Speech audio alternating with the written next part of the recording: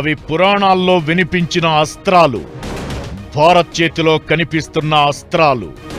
భారత్ చేతిలో బ్రహ్మాస్త్రంలా బ్రహ్మోస్, శత్రువులకు చుక్కలు చూపించే భార్గవాస్త్రం, మరణ భయం క్రియేట్ చేసే గాంధీవాస్త్రం, దాయాదికి పీడకలలా మారే నాగాస్త్రం.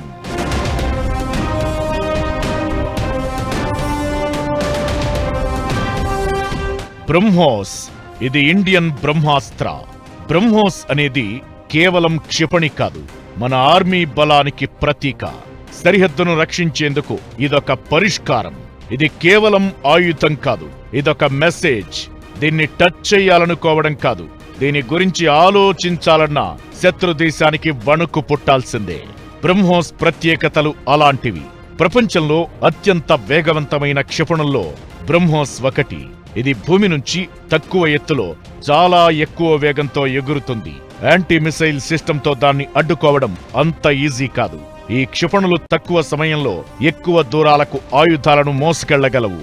బ్రహ్మోస్ క్షిపణుల్లో 4 రకాలు ఉన్నాయి. వీటిలో ఉపరితలం నుంచి ఉపరితలం, ఆకాశం నుంచి ఉపరితలం, సముద్రం నుంచి ఉపరితలం, నీటి అడుగు నుంచి ఉపరితలం మీదకు ప్రయోగించగలవి. భారత్ దగ్గర రష్యా సహాయంతో తయారు చేసిన ఈ బ్రహ్మోస్ భారత్ చేతిలో బ్రహ్మాస్త్రంగా కనిపిస్తోంది. 2.8 మాక్ అంటే ధ్వని వేగానికి 2.8 రెట్లు ఎక్కువ వేగంతో బ్రహ్మోస్ క్షిపణులు ట్రావెల్ చేస్తాయి. అంటే సెకనుకు సుమారు 900 మీటర్లు ప్రయాణిస్తాయి. ఈ క్షిపణి రేంజ్ 300 నుంచి 800 కిలోమీటర్లు. 300 కిలోగ్రాముల యుద్ధ సామాగ్రిని ఇవి మోసుకెళ్తాయి. భారత్కు చెందిన డిఆర్డీఓ, రష్యాకు చెందిన NPOM joint venture BrahMos aerospace BrahMos క్షిపణులను అభివృద్ధి చేస్తోంది.